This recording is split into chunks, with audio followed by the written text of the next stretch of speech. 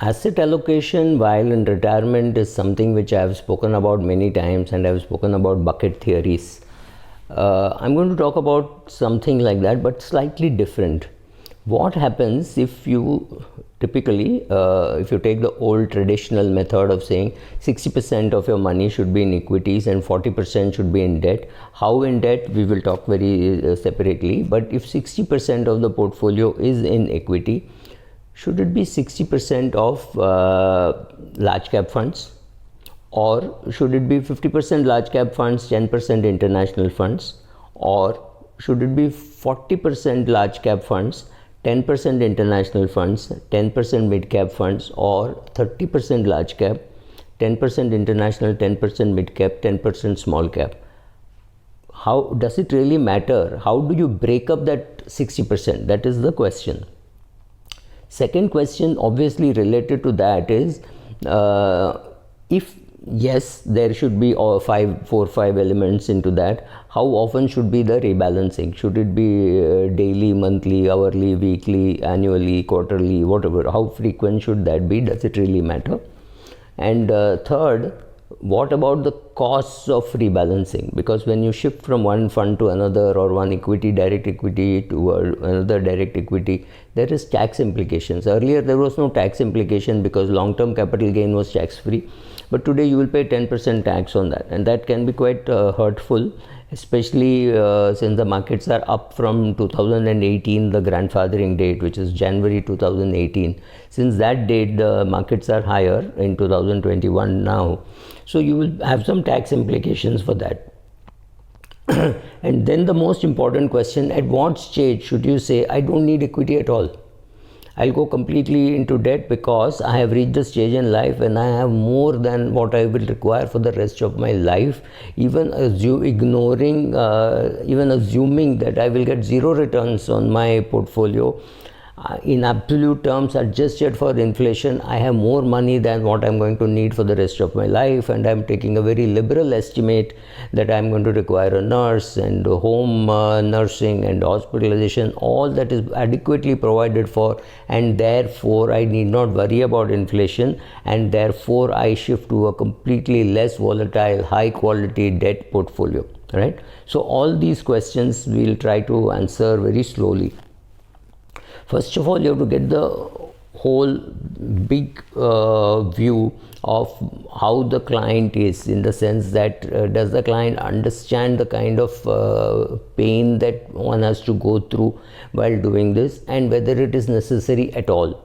For example, a person with a huge corpus and requirements very little can go and put a large amount of money in annuity and not worry at all, because yes, annuities are very inefficient, very poor rates, and taxable too. So it's not going to be the best of returns, a poor investment, but it means one thing, it means simplicity. You can hold on to that annuity till the end of your life, so it will never go to zero. All your other assets can go to zero, annuity will never go to zero. It will keep putting money into your account month on month, year on year, for the rest of your life, right?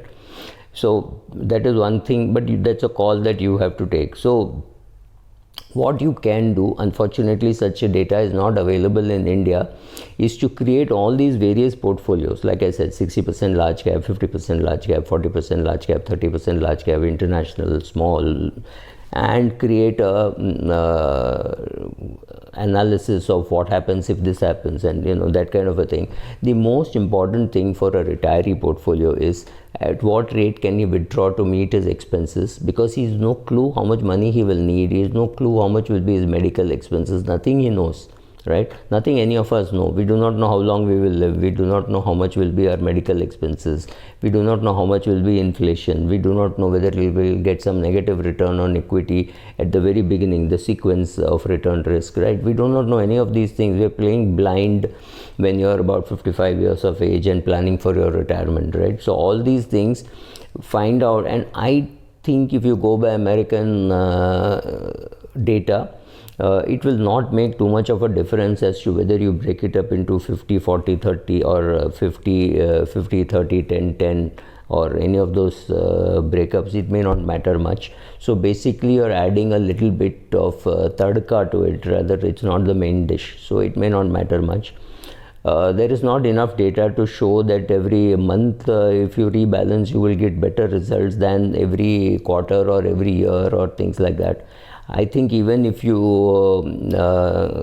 rebalance end of every 6 months or 1 year, unless of course there is a complete runaway jump in equities have jumped and you think that the percentage has gone way above 60, suppose it has gone to 80% because of the jump, then obviously on that date itself you can start withdrawing a little bit from the equity and putting it into the debt bucket. You must do. In fact, I would think in terms of bucket theory, from your third or fourth bucket you withdraw and dump money into your bucket number 1 and 2, so that you have more money maybe for the next 15 years instead of the next 10 years. That's about all, because so that is something which you may have to do. But other than that, I think an annual review and annual change is good enough. You don't have to worry too much about the drift in your portfolio, because yes, you said you will have 40% in large cap, but suddenly your mid cap has become, instead of 10 it has become 18%, or your small cap instead of 10 has become 18%. Yes, you must remove 8% from that and add it to your large cap or to your debt, whatever, depending on what is happening within the intra equity and in the total plan, right? So you must be paying attention, but don't worry too much about on a daily basis, right? So you need to look at it once in a year, and you need to rebalance it perhaps once in 2 years, because you may allow a little bit of portfolio drift. You may allow your large cap to go from 40 to 38 or from 40 to 46, right? You may not bother too much. So first of all, write down how much of the asset class drift you are willing to allow. So once you know that, you at least know whether you want to react to it at all. That number can also change, but starting with a number saying my 60% in equity can go to 67% and I will not worry, right? Or within the equity I will not worry at all. That's also possible, because I'm only worried about my big picture of how much in debt and how much in equity. Within equity, what happens, I will not worry too much unless it's really dramatic. And then so put down all those numbers, write it down, and then see what you have to do. Largely what you have to see in a portfolio, retiree portfolio, is what is the safe withdrawal rate which I can have without depleting my capital to zero, right? And I also have to remember that not only the man, the woman also has to be provided for. So it is not his lifetime, it is their lifetime that it has to be provided for. So if he is 70 years of age and she is 58, 12-year, 13-year kind of age gap, we always assume that she will live longer than him, because historically there should be 15 years gap after his death, because women live longer. But in real life it doesn't happen that way. Somebody, husband and wife, I mean my grandfather and grandmother, they had a 12-13-year age gap, and my grandmother died first, not my grandfather. Of course she had an accident, but still she died first. So provide for all those possibilities.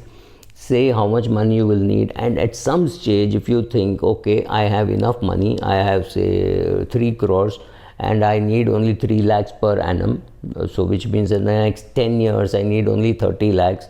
So very safely put 30 lakhs in debt, or maybe 40 lakhs in debt, providing for inflation, and the remaining money can be in equity, especially if there are children who need it or who are hoping that they will get it, right?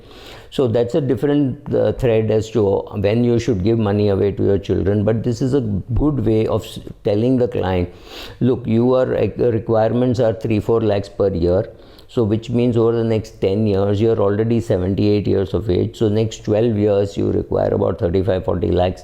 Assuming there is going to be inflation, I put 50 lakhs in these bonds or bond fund, whatever, assuming that it is a bond fund, and we will live off the systematic withdrawal that we are doing just from this fund. Your remaining 3 crores, 4 crores, 2 crores, whatever it is, can be in equity without worrying too much about drift, etc., because we have provided enough for your retirement till the end of your life and the end of your wife's life.